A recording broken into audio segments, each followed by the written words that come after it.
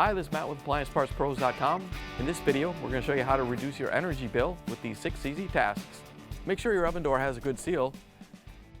There are 2 types of oven door seals, silicone rubber or high temp fiberglass. If your food is taking longer than usual to bake, or the air around the oven door feels warmer than normal, it could be that the door gasket is failing and letting some hot air out. If it is, check to see if the gasket is deformed, damaged, or simply dirty. If it's dirty, it can just be cleaned up when the oven is cool, but if it's deformed or damaged, it'll have to be replaced. It's also important to check your refrigerator's door gaskets. A bad gasket can allow cool air to seep out and warm air to enter. If you have condensation forming on the outside of the fridge, but the door hasn't been opened recently, that's a telltale sign that something is wrong. Inspect them to see if they're dirty, damaged, or deformed. If it's dirty, you can clean it up with a little soapy water. If it's just a little deformed, you can try using a hairdryer to remove any creases while you straighten it out.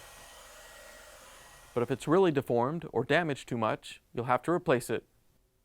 Don't leave your freezer too empty. The freezer works best when it has enough items inside to help keep the internal temperature cold and stable. That way, when you open the door and let warm air in, it doesn't have to run as long to get back down to temperature. If you find a lack of items in your freezer, you can leave ice packs or gallon jugs full of water inside to help.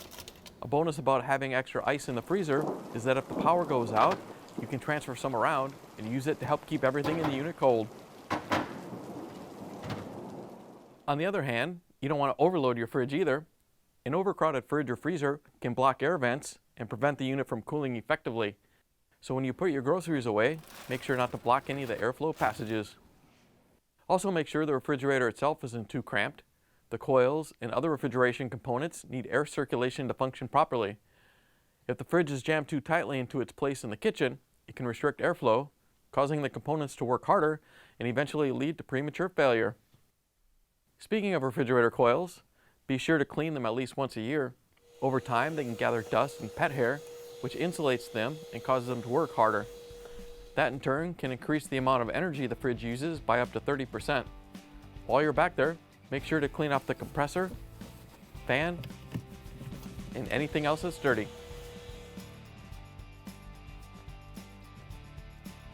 As you can see, it only takes a small amount of time and effort to reduce your energy bill. As always, if you have any questions, we're always happy to help at AppliancePartsPros.com.